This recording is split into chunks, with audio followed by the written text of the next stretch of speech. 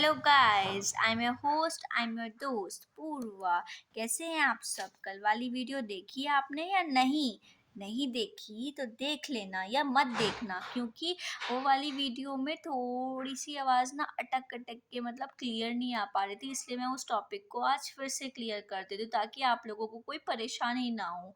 इसलिए तो कल आपने परसों जैसे आपने पढ़ा था केमिकल रिएक्शंस के बारे में कि क्या होती हैं, और आप उसमें थोड़े एक दो एग्जाम्पल भी देखे थे शायद। मैग्नीशियम प्लस ऑक्सीजन की रिएक्शन कैसे होती है वो देखी गई थी। अब आज हम पढ़ेंगे केमिकल रिएक्शन की कैरेक्टरिस्टिक्स। अब आप सोचोगे इसकी कैरेक्टरिस्टिक्स पढ़कर क्या करेंगे? तो भाई ये देखो, आप ये सोचो कि कोई नॉर्मल बंदा होता है, उसकी भी तो कुछ प्रॉपर्टी होती ही है या नहीं होती? तो ये तो इतना बड़ा टॉपिक है केमिकल रिएक्शन, तो उसकी भी तो कुछ ना कुछ प्रॉपर्टी होगी यार, ऐसा तो नहीं होनेगी। इसलिए तो केमिकल रिएक्शंस की भी कुछ ना कुछ प्रॉपर्टीज होती हैं। क्या क्या प्रॉपर्टीज होती हैं? कुछ इंपॉर्टेंट प्रॉपर्टीज हैं। वो क्या? पहली प्रॉपर्टी है इवोल्यूशन ऑफ गैस, दूसरी प्रॉपर्टी है फॉर्मेशन ऑफ प्रेसिपिटेट, तीसरी प्रॉपर्टी है चेंज इन कलर, चौथी प्रॉपर्टी है change in temperature, fifth property है चेंज इन स्टेट। ये 5 प्रॉपर्टीज आपकी आती हैं या कोई एग्जाम्स में भी आ जाती हैं। एग्जाम्स आपके शायद टिक करेक्ट वाले ही होंगे, क्या अपडेट की वो तो इन ये जो 10th के एग्जाम्स होने वाले हैं इसके बाद ही पता चलेगा। अभी तो कुछ नहीं पता चल पा रहा है, या उससे पहले भी कोई अपडेट आती है तो हम लोग आपको बता देंगे, आपको पता जाएगा, उसकी टेंशन मत लेना। ओके, तो इससे रिलेटेड एमसीक्यूज छोटे, आपको पता ही है जब एमसीक्यू आता है तो उसके लिए बहुत डीपली पढ़ना पड़ता है। ये इतना डीपली है और इतना डायरेक्ट है कि आप लोगों को कोई प्रॉब्लम नहीं आएगी अपने एग्जाम्स भी क्लियर करने में। सो पहला टॉपिक है evolution of gas. Evolution of gas, कैसे गैस निकलती है किसी केमिकल रिएक्शन से, ये मतलब है इवोल्यूशन का मतलब यहाँ पे कि गैस का निकलना, गैस का निकलना, इवोल्यूशन का मतलब होता है निकलना। तो गैस कैसे निकलती है आइए देखते हैं। हम यहाँ पर एक एक्सपेरिमेंट करते हैं। कैसा एक्सपेरिमेंट? करते नहीं है, एक्सप्लेन कर देते हैं, ठीक है? करेंगे तो आप अपनी केमिस्ट्री लैब पे। कैसे करेंगे? आप यहाँ पर एक कॉनिकल फ्लास्क लेंगे केमिस्ट्री लैब में जाकर, उसमें जिंक एलिमेंट के कुछ दाने डालेंगे। सीड्स होते हैं, सीड्स, वैसे दाने, दानों को क्या बोला जाता है? ग्रेन्यूल्स डालेंगे। अब आप उसको सल्फ्यूरिक एसिड, अब ये डाइल्यूट सल्फ्यूरिक एसिड क्या है आप ये सोचने लग जाओगे, पहला चैप्टर 9th में हमने कुछ पढ़ा नहीं। क्या मैम आप पढ़ा रहे हो? सल्फ्यूरिक एसिड क्या होता है ये? तो सल्फ्यूरिक एसिड एक एसिड है जिसको जो बहुत सारी केमिकल रिएक्शंस में यूज किया जाता है कोई भी सब्सटेंस क्रिएट करने के लिए, कोई न्यू कंपाउंड क्रिएट करने के लिए। ठीक है, ये पता चल गया एसिड है। अब डाइल्यूट और कंसंट्रेटेड क्या है? बहुत सारे बच्चों को क्लियर होगा, लेकिन बहुत सारे बच्चे कंफ्यूजन में रहते हैं। क्या कंफ्यूजन? अभी बताती हूँ क्या कंफ्यूजन। देखो हमारे पास एकदम से आ गई है डाइल्यूट। क्या है डाइल्यूट? डाइल्यूट मतलब कोई ऐसा सॉल्यूशन जिसमें, सॉल्यूशन तो पता ही है, सॉल्यूशन पता ही होगा या नहीं पता? सॉल्यूशन मतलब जो सॉल्वेंट और सॉल्यूट से मिलकर बनता है, जो ज़्यादा होता है, जिसमें मिलाया जाता है, जिसके अंदर कुछ सॉल्व किया जाता है। लाइक एज मैंने लिया 1 टीस्पून ऑफ शुगर और किसमें मिलाया? 100 ml ऑफ वाटर में मिलाया, तो शुगर क्या हो जाएगा? क्या डिसॉल्व कर रहे हैं? सॉल्वेंट। सॉल्वेंट क्या हो जाएगी? शुगर। और 100 ml वाटर क्या हो जाएगा? सॉरी, क्या डिसॉल्व कर रहे हैं हम? शुगर। जिसको डिसॉल्व करते हैं उसको बोलते हैं सॉल्यूट, और जिसमें डिसॉल्व किया जाता है उसको बोला जाता है सॉल्वेंट। तो यहाँ पर पानी क्या हो जाएगा? सॉल्वेंट। और सॉल्यूट क्या हो जाएगी? शुगर। इन दोनों को मिलाकर क्या बना? एक सॉल्यूशन। क्या चीज का सॉल्यूशन? कि शुगर सॉल्यूशन। लेकिन हम तो डाइल्यूट और कंसंट्रेट बात कर रहे हैं ना। तो डाइल्यूट क्या होता है? जिसमें 5% एसिड मिलाया जाए और 95% पानी वो कौन सा सॉल्यूशन होता है? डाइल्यूट। एक एग्जाम्पल देती हूँ, हंसना मत। किसका एग्जाम्पल? बियर का।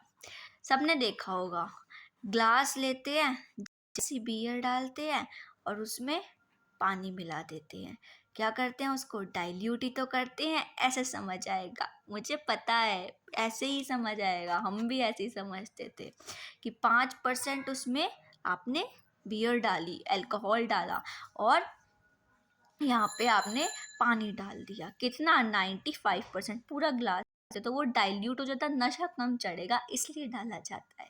तो यही कुछ समझ लो यहाँ पे भी कि डाइल्यूट करने के लिए 5% एसिड डाला जाता है और 95% वाटर मिलाया जाता है, उसको बोला जाता है डाइल्यूट। और कंसनट्रेट क्या होता है कि आप 95% कुछ ज़्यादा ही नशा करना है, बॉडी का टकली, वो वाला काम होता है कंसनट्रेटेड में। ठीक है ना?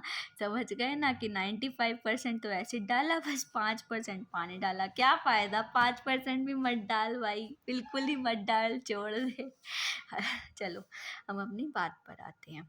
ये तो ऐसी वैसी बात है, इस पे ध्यान मत देना, गंदी बात ऐसे नहीं करते, बस समझने के लिए ध्यान रखना। डाइल्यूट कंसनट्रेट, जिसमें 5% एसिड हो, 95% वाटर हो, वो डाइल्यूट, और 95% एसिड हो, 5% वाटर हो, वो कंसनट्रेटेड। अब बिल्कुल भी कंफ्यूजन क्रिएट नहीं होगा।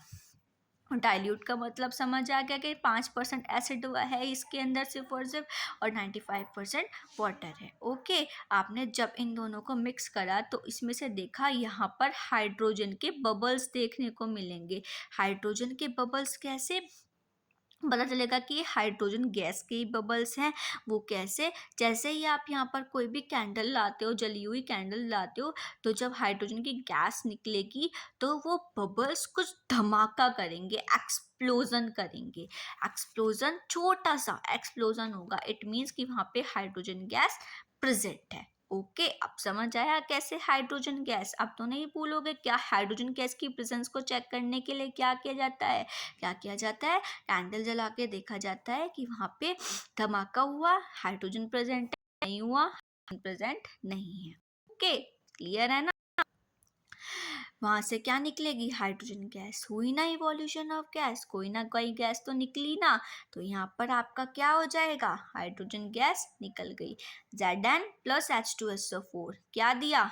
ZnSO4। Zn के ऊपर पॉजिटिव चार्ज होता ही है, मेटल है, इसलिए H2SO4। H2SO4 मतलब SO4 के ऊपर तो निगेटिव चार्ज, चार्ज कितना होता है वो आप देख लेना। H2 के ऊपर पार्शियल पॉजिटिव चार्ज भी होता है और पार्शियल निगेटिव चार्ज, क्योंकि ये नॉन मेटल में भी कंसिडर कर लिया जाता है और मेटल में भी ले सब। ये तो भैया हाइड्रोजन का तो अपना ही चलता रहता है। हाइड्रोजन एक एक्सप्लोजन भी है, एक्सप्लोजर भी है, हाइड्रोजन धमाके करता है। भाई हाइड्रोजन ने तो तबाही मचा रखी है केमिस्ट्री में, सच। इसलिए ये पार्शियली पॉजिटिव चार्ज भी शो कर देता है और पार्शियल निगेटिव चार्ज भी शो कर देता है। क्लियर है बात? अब ZnSO4 जब पॉजिटिव पॉजिटिव वाला मिलेगा तो रिपेल करेगा, पॉजिटिव निगेटिव वाला मिलेगा तो अट्रैक्ट करेगा। इसलिए Zn जब SO4 के साथ रिएक्ट करेगा तो क्या बनाएगा? ZnSO4 बनाएगा, प्लस हाइड्रोजन यहाँ से गैस निकल जाएगी। ये कुछ पॉइंट्स हैं यहाँ पर। टेक सम ग्रान्यूल कॉनिकल फ्लास्क, इनको लर्न करने की तो ज़रूरत नहीं है, लेकिन कई बार आपके एक्सपेरिमेंट जब एक्सपेरिमेंट कराए जाते हैं तो ये वाला एक्सपेरिमेंट कई बार दे दिया जाता है, जिंक ग्रैन्यूल वाला, तो उसके लिए कुछ पॉइंट्स आप लिखना चाहें तो लिख लीजिएगा। क्यों कि टीचर बोलता है बेटा ये लैब मैनुअल है और इसमें से सारा का सारा ऐसे का ऐसे उतार दो, तो वो बहुत हार्ड पड़ते हैं। 4 पॉइंट है, इससे ज़्यादा कुछ है नहीं उसमें, आप यहीं से लिख लेना, आपके लिए भी इजी हो जाएगा। कुछ एग्जांपल्स हैं इवोल्यूशन ऑफ गैस से रिलेटेड कि मैग्नीशियम जब HCl के साथ डाइल्यूट हाइड्रोक्लोरिक एसिड, बोलोगे कि सल्फ्यूरिक एसिड आया, अब हाइड्रोक्लोरिक एसिड। एसिड 3 होते हैं, कौन कौन से? पहला एसिड हाइड्रोक्लोरिक एसिड, जिसका केमिकल कंपोजिशन होती है HCl। दूसरा एसिड सल्फ्यूरिक एसिड, जिसकी केमिकल कंपोजिशन होती है H2SO4 सल्फ्यूरिक। अब इसकी स्पेलिंग में मत परेशान हो जाना कि यहाँ पे F लिखा है, कहीं लिखा होता है बेटा, क्योंकि इसकी जो स्पेलिंग्स हैं वो चेंज हो गई है, सल्फर की वो SUL FUR हो गई है, लेकिन कई बुक्स में अभी भी PH लिखा हुआ है, तो इसमें कंफ्यूज मत हो ना, दोनों एक ही। तीसरा nitric acid, nitric acid HNO3, ठीक है। ये 3 एसिड होते हैं, तीनों को आप किस रिएक्ट लेकर Zn के साथ भी रिएक्शन करा सकते हो, ठीक है ना।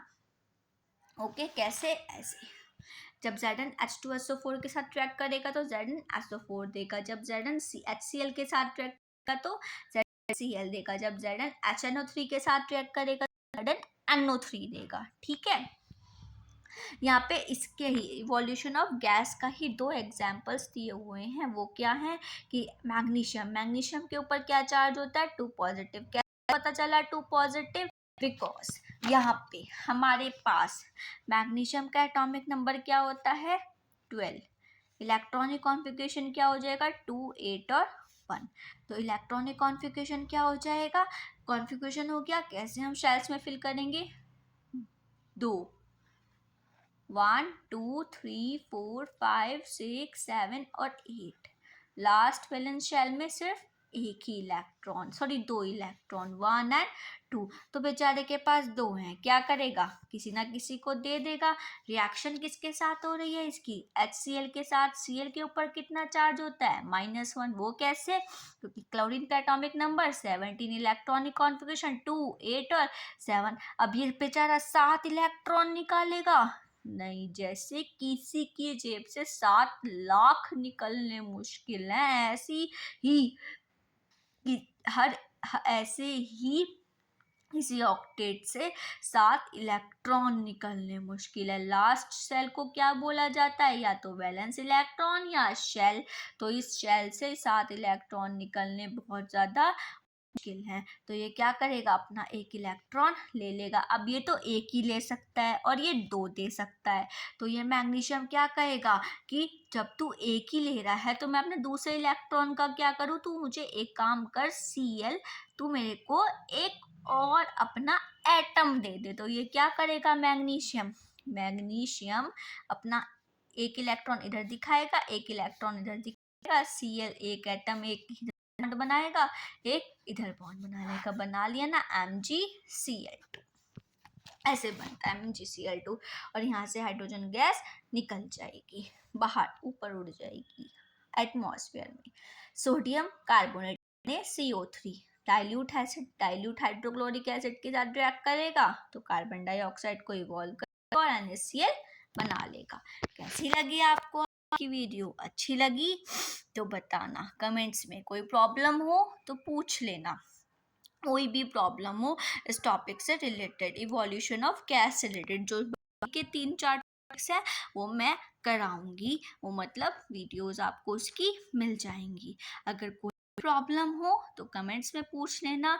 पसंद आए तो प्लीज़ लाइक करना, बहुत मेहनत लगती है भाई, क्या बताएं आपको। कल एक वीडियो ख़राब हो गई, दोबारा बनानी पड़ी, तो प्लीज़ लाइक कर देना, और नए हो चैनल पे तो प्लीज़ सब्सक्राइब कर देना एंड शेयर करना। Thank you, bye bye. कल मिलते हैं अपनी एक नेक्स्ट वीडियो के साथ, अच्छी सी वीडियो के साथ, प्यारी सी वीडियो के साथ। Bye bye, good.